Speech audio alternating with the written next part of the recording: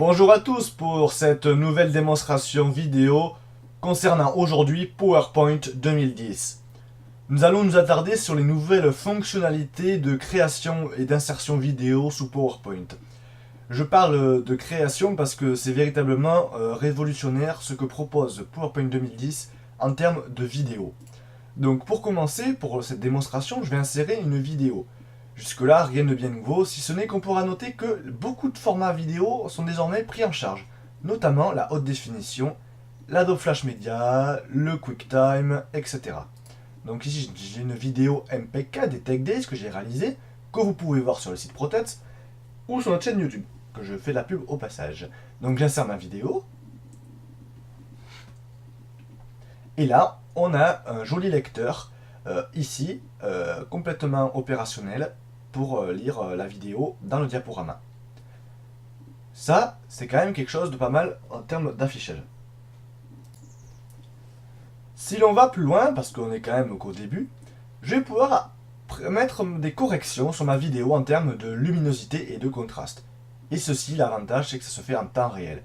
Là, on retrouve vraiment l'avantage d'avoir un ruban dans les applications Office, qui c'est quand même vraiment plus productif. Moi, j'avoue que je suis vraiment fan de ce ruban, parce qu'on fait tout par simple survol pour voir les modifications.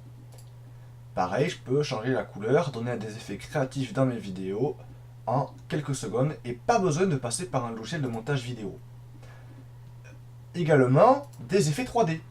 Des effets 3D, si je veux mettre une ombre sur ma vidéo, ainsi qu'un effet de bascule, voilà, ici, par exemple, je vais mettre un effet 3 dimensions, je vais, qu'on voit ici avec le reflet. On pourra noter que le reflet change dans la vidéo, comme on verra dans l'aperçu tout à l'heure.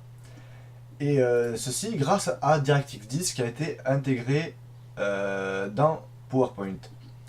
On notera également qu'il est possible de rogner la vidéo. Donc dans la fonctionnalité découper la vidéo, je vais pouvoir sélectionner les passages qui m'intéressent. Et ceci très simplement via un petit curseur. Par exemple ici, si je veux démarrer sur protots.net présente, en enlevant l'introduction, mais c'est possible via un simple clic. Et voilà, ma vidéo est erronée. Pareil, je peux ajouter un fondu de 1 seconde ou 2 en apparition et en disparition. Ça, c'était pour le découpage de la vidéo, qui est quand même quelque chose de vraiment très pratique.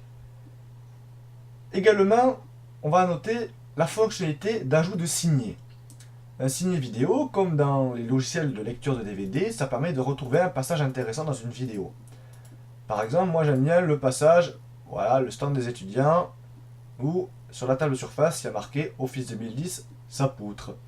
Donc moi, ce que je voudrais faire, c'est qu'à ce moment-là, le titre Tech Days, qui est ici, admettons qu'il va s'animer.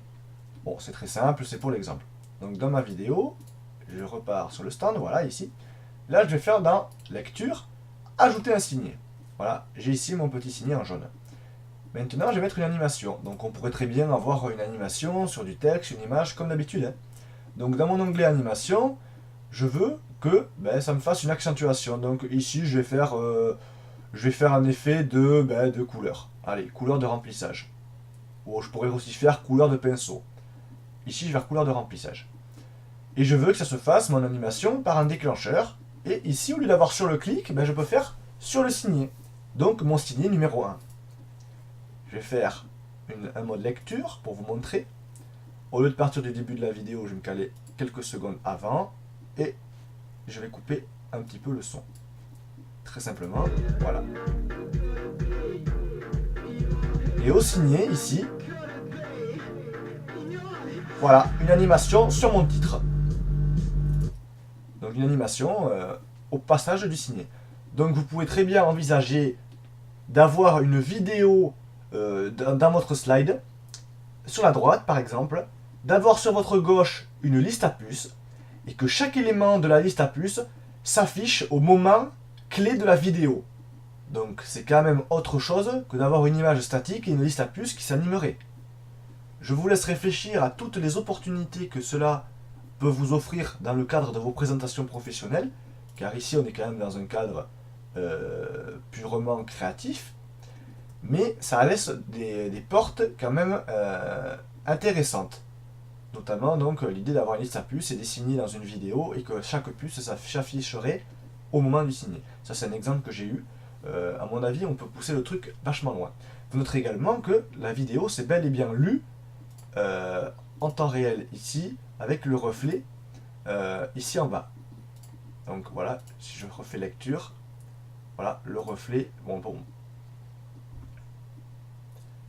Donc voici en gros un aperçu des nouvelles fonctionnalités au niveau de la vidéo dans PowerPoint 2010. Donc comme vous pouvez le noter, c'est quand même une petite révolution pour PowerPoint qui, il fallait le dire, avait tendance à vieillir sur ce point. A bientôt sur Protots.net.